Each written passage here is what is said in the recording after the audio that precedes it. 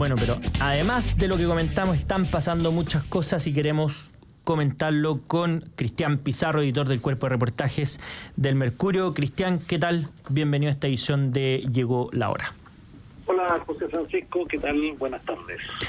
Muy bien, Cristian, muchas gracias por acompañarnos y quería abrir el tema con lo que plantea anteriormente a propósito de la muerte de Guillermo Tellier. Obviamente es una marca, tiene un efecto político, se ha cuestionado a propósito del trato que se le ha dado ahora a Guillermo Tellier en contraposición a la muerte de Belisario Velasco, que fue hace pocos días. ¿Cómo te parece que se está dando este tema a propósito del fallecimiento del presidente del Partido Comunista?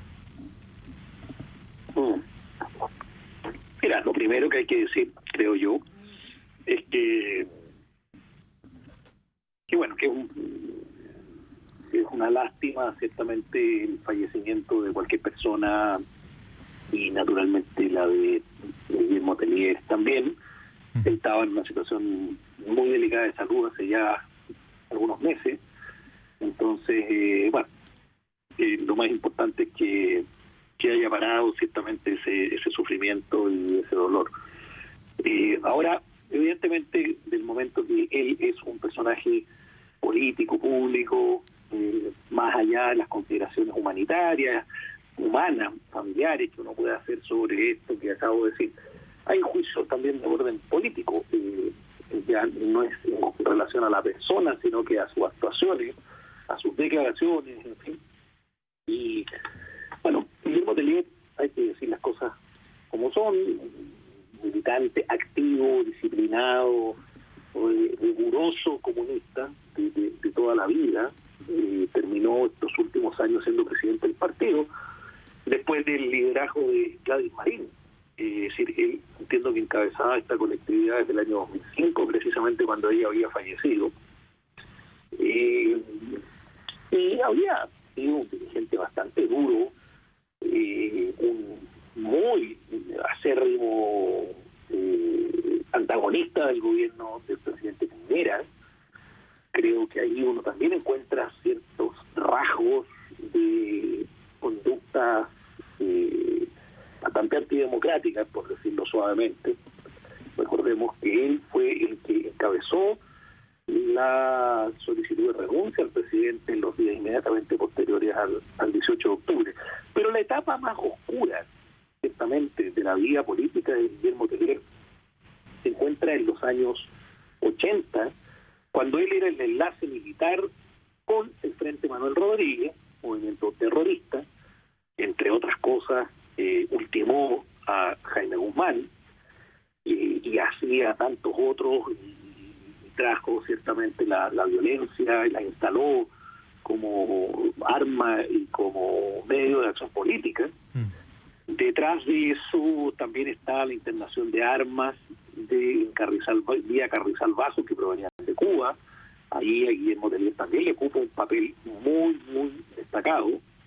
Digo destacado no por lo positivo, sino que por lo negativo, pero fue uno de los organizadores de esa operación.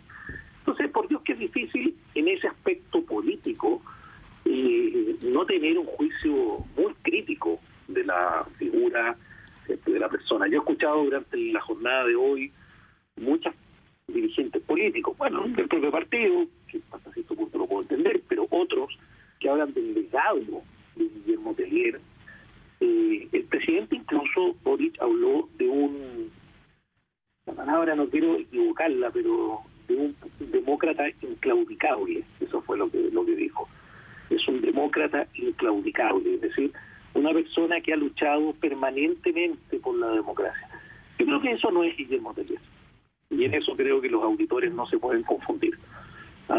Ahora, si son 2 días de duelo, un día, sin una comparación con Belisario Velasco, bueno, para mí al menos no lo resiste. Digamos, estamos hablando de 2 perfiles políticos completa y enteramente distintos. Ahora, que el presidente decrete 2 días de duelo por Guillermo Tellier, debo ser franco, que no me extraña, porque, bueno, el Partido Comunista es un partido de gobierno, si no uno de el segundo partido de gobierno, y en esa lógica, como lo ha hecho el presidente Boric en innumerables oportunidades en estos meses desde que gobierna este año y medio, los gestos hacia el Partido Comunista suman y siguen, y este evidentemente no se iba a restar y no iba a ser menos de lo que acababa de otorgar en recuerdo de la figura de Belisario Velasco, ex ministro del Interior en democracia, y cuya trayectoria no está jalonada ni manchada por ninguna de estas circunstancias. Yo simplemente, para cerrar un poco el punto, recordaba hoy, con la conversación con algún colega, con qué parámetro el presidente Boric lo circunscribo a él, porque estas dos declaraciones provinieron de él, emite juicios condenatorios, por ejemplo, sobre la figura de Sergio Onofre Jacto. Y es capaz de hablar de el claudicable demócrata que fue Guillermo Teler. Yo, francamente, eso no logro entenderlo. Y hay otra frase que llamó la atención, una frase del presidente, de hecho, es que dice: Teler murió como un hombre digno, hay otros que mueren de manera cobarde para no enfrentar a la justicia. Se está refiriendo el presidente, aquí hay que empezar a interpretar, porque además dentro del contexto que él le da esa respuesta, dice: no quiero hablar de contingencia, pero, y dice esta frase, y aparentemente, al menos esta es mi interpretación, lo diría por el ex o el militar en retiro que fue procesado por el asesinato de Víctor Jara, pero pareciera que es una declaración no tan afortunada a propósito de que esa persona se suicidó, es decir, como para la circunstancia, tratar de alguien que se suicida de cobarde, es una cuestión bien peliaguda, a mi juicio. No sé cómo lo ves tú.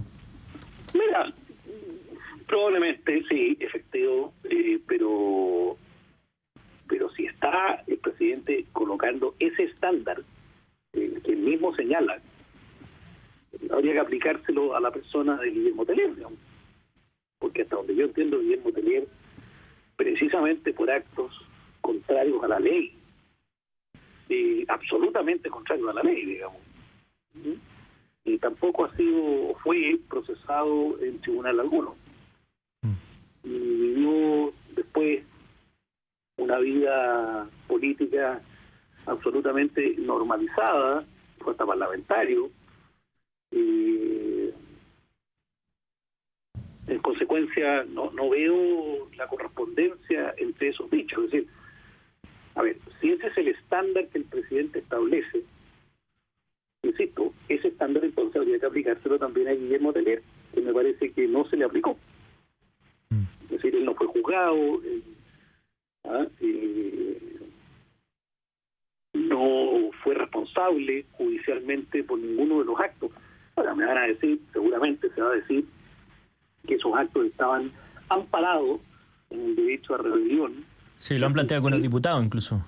Por eso digo que en el fondo ese va a ser el argumento del derecho a rebelión en dictadura, y eso habría generado una suerte de impunidad para aquellos quienes se rebelaron en armas en contra de la dictadura. Yo no comparto personalmente ese criterio. Claro, y además porque se omiten varios requisitos del derecho a rebelión, entre otras cosas, que es una cuestión que ha sido muy discutida y viene desde hace mucho tiempo. Oye, Cristian, y a propósito del Partido Comunista y el momento actual que vive, porque hay lo que es innegable quizá, porque esto depende de los números, es que durante la presidencia de Guillermo Teler, el Partido Comunista tenía un rol absolutamente preponderante en la política nacional. Empezó desde no tener ningún parlamentario, ahora a tener una bancada importante, no solamente en la Cámara de Diputados, sino que también tiene senadores. Son, tal como dijiste tú, al menos el segundo partido más grande dentro del gobierno. Vuelven a tener hace algunos años atrás esta alianza con la ex Concertación, formando la nueva mayoría. ¿Cómo se ve el momento del Partido Comunista y además la continuidad respecto a quién podría asumir y el rol que va a tener, sobre todo con una relación más o menos tensa dentro del gobierno? Mira, yo creo que tampoco en esto hay que soslayar el hecho de que Guillermo Tellier entregó finalmente un partido mejor del que recibió. Él, como dijimos, asume en 2005 la Secretaría General, que creo que después se transforma en presidencia del partido. Es el mismo cargo al final, pero le pusieron un nombre más concordante con la tradición democrática occidental, digamos. Los secretarios generales eran más bien la figura soviética. Claro. Pero bueno, más allá de eso, efectivamente le entrega un partido mucho más potente, con mucho más fuerza parlamentaria, con mayor inserción en las organizaciones sociales y además, como tú reiteras, de haber sido un partido. Gladys Marín sacó en esa última vuelta presidencial, digamos, campaña que participó, creo que un 3, un 5, un 4%. Bueno, ese partido de Gladys Marín no tiene nada que ver con el partido que deja Guillermo Tellier. En eso me parece que hay una evidencia que obra en favor de él. Segundo, respecto de la sucesión, yo creo que los comunistas son bastante disciplinados, ordenados, sabemos que hay facciones adentro. Jadwe no era Tellier, o no es Tellier, o no era Tellier, ya falleció ciertamente, pero aún así, a pesar de esas facciones, me parece a mí que van a llegar a un rápido acuerdo respecto a la sucesión. A mí me da la impresión, por la información que yo tengo, que esa sucesión va a recaer en la persona de Lautaro Carmona, que es una generación además más intermedia entre Tellier y la generación de Camila Vallejo, por decir algo. Y en torno al liderazgo de Carmona se van a ajustar. Carmona es un dirigente comunista bastante, ¿cómo decirlo bien?, con muy buenas redes en el resto de los partidos. Es un dirigente más inserto en el mundo político de lo que era Tellier. Probablemente por las diferencias de edades, las diferencias de estilo. Yo creo que la cosa va por ese lado. Y respecto del papel en el gobierno, yo no creo que vaya a hacer esto una gran diferencia, por la misma razón que te da recién, y es que los comunistas son muy disciplinados y no, si hay algo que uno puede reconocerles, que no operan, como lo hacen otros partidos, sobre liderazgos tan personalizados, sino que en el fondo es un itinerario, es un objetivo, es un propósito el que persiguen, y hacia ese objetivo los conducirá Tellier, Carmona, Gladys Marín, mañana Camila Vallejo, etcétera. Por tanto, el papel que el Partido Comunista está jugando en el Consejo Constituyente, el papel que está jugando en el gobierno, las opciones presidenciales que tiene el partido de cara a las próximas vueltas, yo no creo que eso vaya a tener grandes modificaciones además, convengamos que ya hace algunos meses Guillermo Tellier estaba bastante fuera de la primera línea, precisamente por las razones de salud que terminaron cierto con su vida, digamos. Entonces ya el liderazgo estaba bastante, creo yo, traspasado. Y ahí, por ejemplo, voces como la de Daniel Jadwe, que a veces ha criticado públicamente al gobierno, ¿a tu juicio van a tener un rol más preponderante en esta nueva etapa? O, a propósito también que él está muy cuestionado, de hecho en un entuerto ahora con la Contraloría, va a quedar más bien en la marginalidad, tal como, por ejemplo, Hugo Gutiérrez quedó en una marginalidad y ya no es la voz del Partido Comunista? Mira, yo creo que los díscolos en el Partido Comunista no tienen mucho destino. No. A diferencia de otros partidos donde los díscolos sobreviven con mayor normalidad. Los díscolos socialistas, los díscolos de RN, los díscolos de C que hemos visto en los últimos años, esos siguen siendo Renovación siguen siendo socialistas, que los pasen a los tribunales supremos es muy raro, se desalinean en votación importante, pero en el PC la discolidad es contraria a la naturaleza y al ADN del partido. Entonces, a mí me parece que liderazgos como los que tú nombraste, que nadie le puede desconocer su arrastre, digamos, al menos a nivel, no sé si de liderazgo, pero por lo menos tener figuración pública, digamos, los Gutiérrez, los Jadwe. Yo creo que la cultura PC no prosperan, porque la cultura PC es una cultura donde el elemento disciplinario es muy importante. Y así han trabajado toda la vida. Y los avances que han tenido en su trayectoria como colectividad están asociados a ese valor, a la disciplina, no a la independencia, no al individualismo personalista, no al carisma, no, probablemente, lo digo respetuosamente, el liderazgo de Tellier no era un liderazgo carismático. No parecía un hombre carismático. La Gladys Marín puedo conceder que tenía un atractivo humano, personal, en fin, era muy aguerrida, valiente, en fin, uno podría, pero Guillermo Tellier un hombre más opaco, de pocas palabras, medio campechano, diría yo, pero así todo, bueno, avanzó como avanzó y dejó el partido en la posición que tú mismo lo describiste ahora, pero por lo tanto creo que esto, mira, no hay que perderse mucho, es decir, los partidos comunistas en el mundo funcionan, los exitosos en el mundo funcionan así, y este es un partido exitoso porque el comunismo como partido van en retirada en todos los países del mundo, incluso aquellos donde el Partido Comunista fue muy fuerte antaño. Bueno, y en Chile es una rareza, es una excentricidad, es una cosa particular, pero hoy día son gobiernos, digamos. Tal cual. Nada más y menos, digamos. Sí, no, no solo una parte bien importante, tal como señalaste antes, Cristian. Oye, y a propósito de otro tema que obviamente es relevante y empezó a ocurrir estos días, se empiezan a votar enmiendas en el Consejo Constitucional, pero una cuestión que quería preguntarte es, ¿cómo estás viendo el pulso del tema constitucional en general? Porque se ve más o menos un ambiente quizás marcado por cómo están las encuestas respecto a qué pasaría en diciembre. Pareciera que en general la política ya le está dando el bajo al proceso constitucional. ¿Cómo lo estás viendo tú? Mira, lo primero que diría es que al igual que en la hípica, estamos entrando en tierra derecha. Es decir, empezó esta semana, efectivamente ayer, las votaciones en las comisiones y subcomisiones de las enmiendas.